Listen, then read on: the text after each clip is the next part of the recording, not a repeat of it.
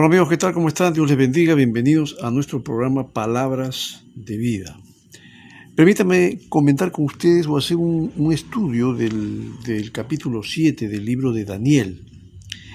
Bueno, este capítulo que son 28 versículos, lo he titulado Daniel y la visión del Mesías. La primera sección de este libro, es decir, los versículos 1 al 6, es de naturaleza histórica. Se dirige a los gobernadores paganos de aquel tiempo. La segunda sección, que vendría a ser del 7 al 12, ya es de naturaleza profética. Y esto va dirigido pues al pueblo que está exiliado, ¿no? Al pueblo de Dios, para que la esperanza de ellos se base precisamente en las promesas de Dios concernientes al reino del Mesías. Entramos pues en la sección profética del libro. El sueño que se relata, que Daniel relata, es paralelo al contenido del sueño de Nabucodonosor, que está en el capítulo 2. Bueno, se cree que Daniel escribió este libro ahí en el siglo VI a.C., y ahí pues relata eventos que sucedieron y obviamente eventos que van a suceder en los siglos posteriores. Los que tienen la postura premilenarista, ellos afirman que este sueño, como el de Nabucodonosor, que está en el capítulo 2 de Daniel, tiene que ver con lo que Jesús dijo allí en Lucas 21-24. Él habló acerca de los tiempos de los gentiles. Esta expresión, los tiempos de los gentiles, se refiere precisamente a esa época, que se cree comenzó con la destrucción de Jerusalén, que fue en el año 586 a.C., y va a abarcar pues hasta la segunda venida de Cristo. Quiere decir que todavía no termina, el tiempo de los gentiles todavía lo estamos viviéndolo. Esto va a acabar cuando ya Jesús venga por segunda vez. Y se cree que este tiempo que se llama el tiempo de los gentiles, pues las naciones están ocupando un lugar prominente en el gobierno mundial. Entrando propiamente al pasaje, ahí se menciona en el versículo 1 que dice: en el primer año del reinado de Belsasar en Babilonia, Daniel tuvo un sueño y visiones mientras yacía en su lecho. Entonces puso por escrito lo más importante de su sueño. Belsasar, él comenzó a reinar como el rey de su padre. Su padre en realidad el rey, Nabónido, quien luego se cambió a Arabia. Esto estamos hablando más o menos del año 553 a.C. Luego en el versículo 2 se habla del gran mar, ¿no? El versículo 2 dice allí: y esto es lo que escribió: durante la noche tuve una visión y en ella veía al gran mar. Bueno, este gran mar representa precisamente la turbulencia entre los pueblos del mundo, de donde suben los imperios. Realmente el mar se representa con la agrupación de todas las naciones. Y en el versículo 3 hace mención de las bestias, la figura de las bestias que vemos allí, que menciona que del mar salían 4 bestias enormes, cada una diferente de la otra. Esta figura de las bestias enfatiza la crueldad de los 4 imperios. Son las mismas que se presentan en el capítulo 2, en el sueño que tuvo Nabucodonosor. La primera bestia, que se menciona en el versículo 4, representa a Babilonia. La figura del león y alas sugiere precisamente la ferocidad y rapidez en conquista. Y aquellas alas, dice, fueron arrancadas, y en lugar de león, esa nación muy agresiva, más bien se cambió en hombre. Muchos hacen referencia, creen que esta hace referencia, mejor dicho, a la humillación de Nabucodonosor.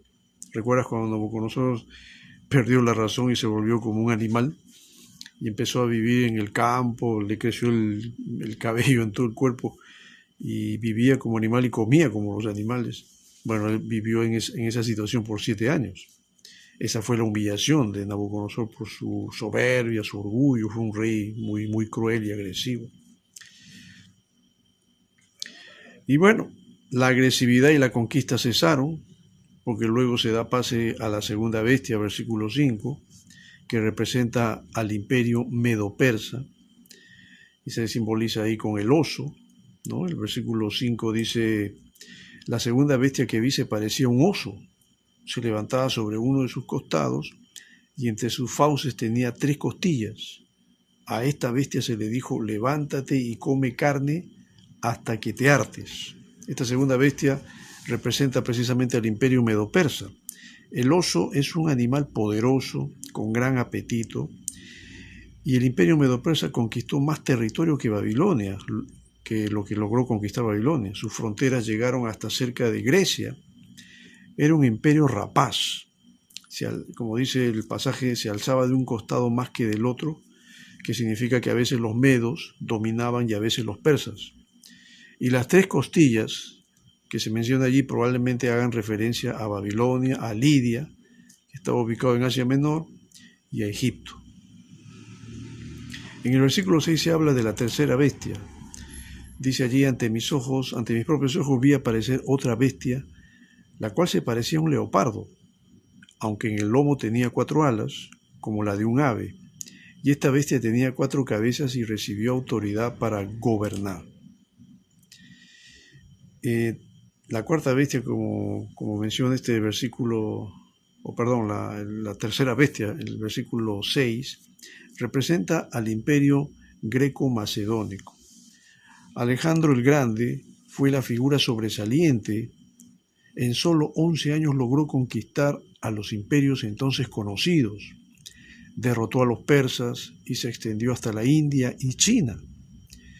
Y en el año 323 después de Cristo, Alejandro, cuando entró a Babilonia, enfermó, debilitado por las heridas y las campañas, y murió a la edad de 33 años, murió joven. Luego se sabe que 4 de sus generales se repartieron el imperio, ¿no? Es decir, estos generales que después que murió su líder, Alejandro, pues ellos se repartieron todo el gran botín que había dejado Alejandro.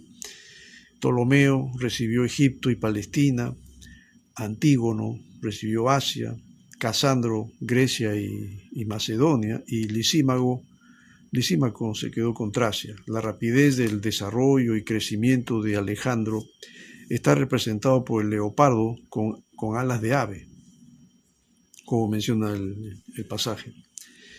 La cuarta bestia que se menciona en el versículo 7, Daniel dice allí: después de esto, en mis visiones nocturnas vi ante mí una cuarta bestia, la cual era extremadamente horrible y poseía una fuerza descomunal.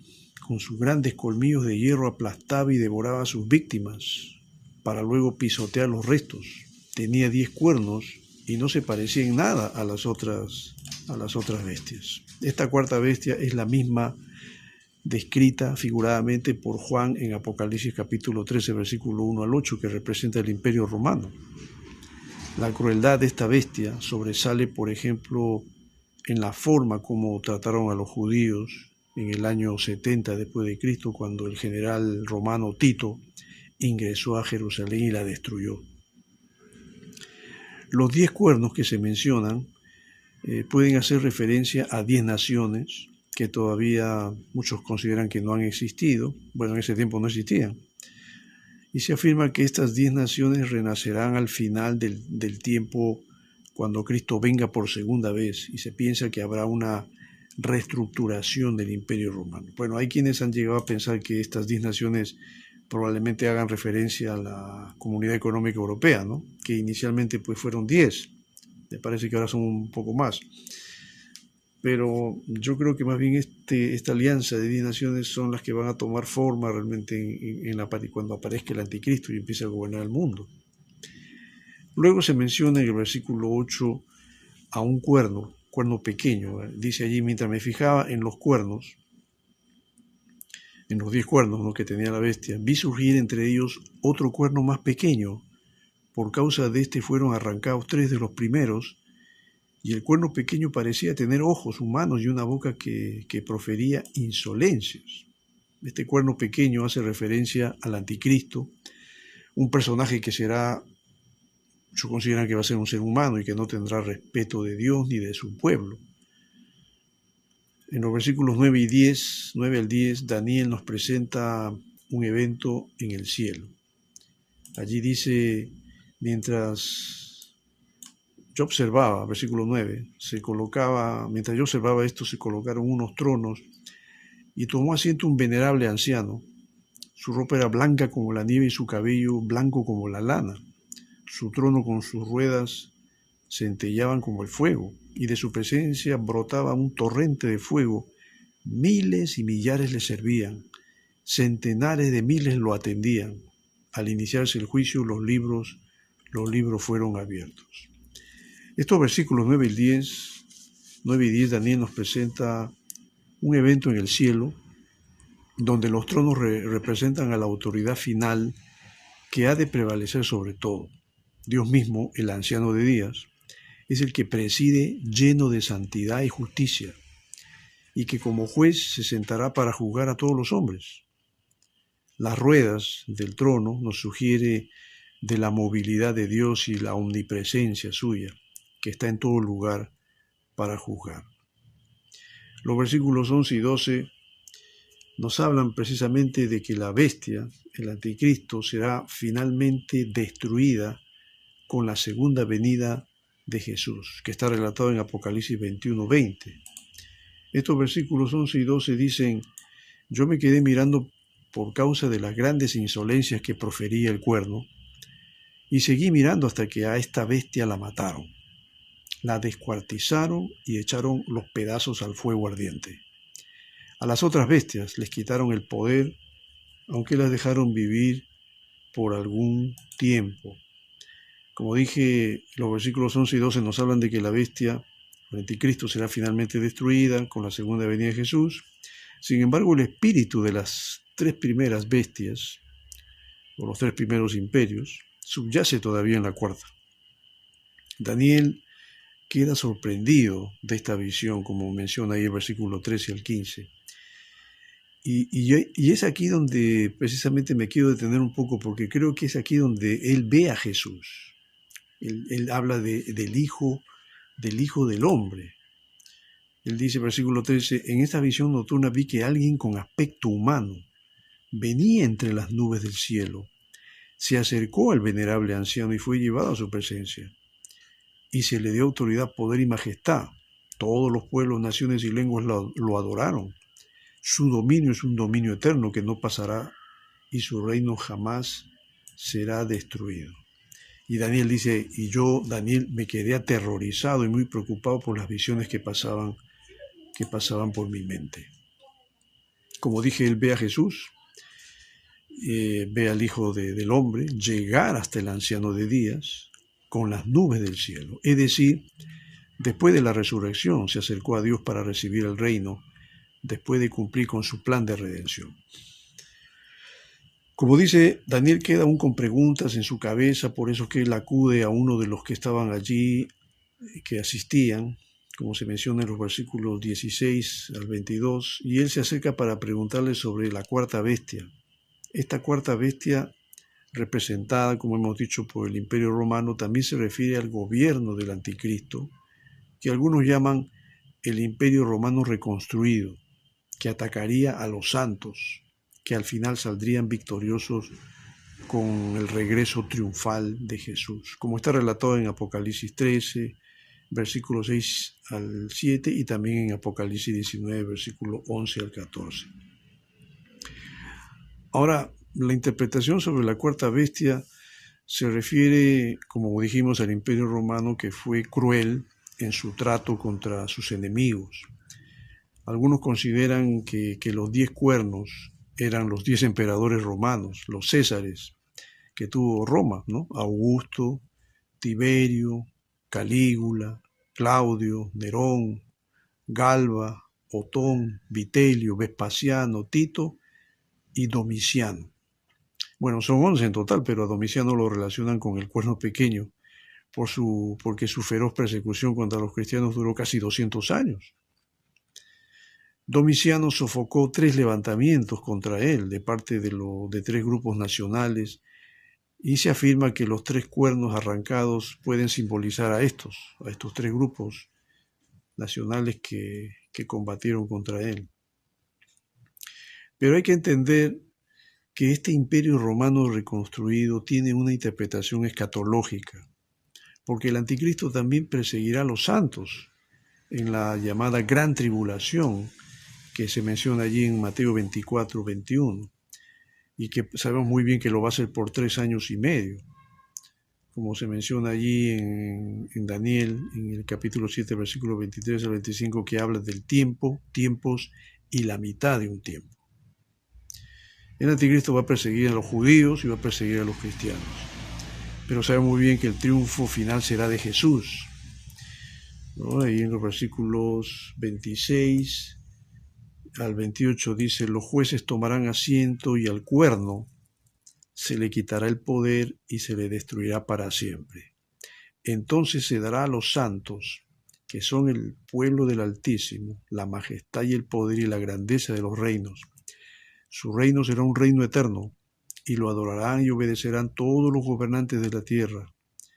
Y verso 28 dice: aquí termina la visión. Yo, Daniel, me quedé desconcertado por tantas ideas que me pasaban por la mente, a tal grado que palideció mi rostro, pero preferí mantener todo esto en secreto. Como dije, el triunfo final será de Jesús. Él viene con sus santos a establecer el reino milenial debajo del cielo. Jesús, como Apocalipsis 20 lo señala. Y después que el anticristo sea echado al lago de fuego junto con el falso profeta, esto está en Apocalipsis 19, 20 al 21, y sean destruidos todos los enemigos de Dios, entonces comenzará el reino milenial donde reinaremos con Cristo por 1000 años. Hasta aquí se le permitió escuchar a Daniel. Es obvio que él no habría comprendido el sentido de todo esto como creo que ahora lo sabemos, pero él tuvo una visión panorámica del reino de Cristo. Es lo que yo pienso, que Daniel vio al Mesías, pero no sabía cómo se llamaba, no sabía su nombre. Nosotros sabemos muy bien que el Mesías es Jesús. Ese Mesías que vino hace ya más de 2000 años para morir por nosotros en la cruz, Él es ahora Señor de señores y Rey de reyes.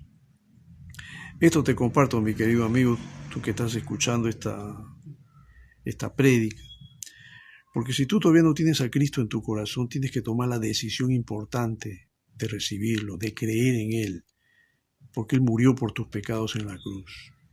Sí, Cristo murió por todos nosotros, por todos los pecadores.